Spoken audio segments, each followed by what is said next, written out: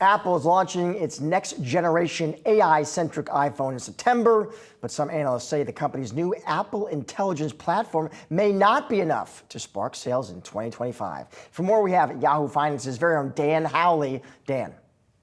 That's right. David Vogt at UBS Global Research is essentially saying that Huawei's push in China and its growth, resurgence really, after it was the U.S. tried to kneecap it in 2019, is really putting a governor on Apple's ability to grow in 2025, and that the Apple Intelligence platform may not be what it's not necessarily cracked up to be, but may not be the kind of offering that really pushes consumers to get out there and buy, similar to 5G. Obviously, we just heard Tom Forte talking about that a second ago, that 5G was really kind of a cycle change.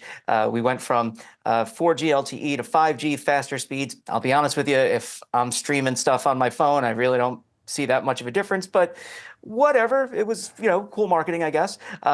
Apple Intelligence is kind of a new means of getting people to buy smartphones. It's similar to what we're going to see from Google and their upcoming Pixel phones that they're going to launch in August, as well as from Samsung, which is going to announce new phones this month, actually. They're expected to announce new phones this coming next week. So we're expecting to hear more and more about AI, but with that, you would expect means more iPhone sales.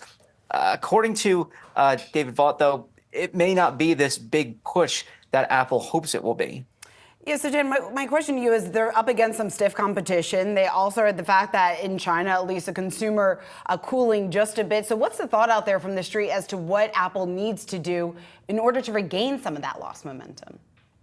Well, they're trying to do that with steep cuts on prices, right? There's doing a lot of sales in China, trying to get more people involved. Obviously, earlier last week, Bloomberg had reported that there was a 40% jump in May iPhone sales in China after a 50% jump in sales in April. But there's mixed kind of messages out there. We saw Counterpoint Research, David Vogt actually citing it in his note, saying that sell-through was relatively low for Apple year over year. I think it was 9 basis points versus larger growth of, I believe, around 11% for the broader market in China when it comes to smartphone sales. So, Apple doesn't give us insight as far as the number of devices it actually sells. They stopped doing that a long time ago. So now it's basically best estimates as to what users are buying. And so, it could be that these sales are working. They're helping Apple,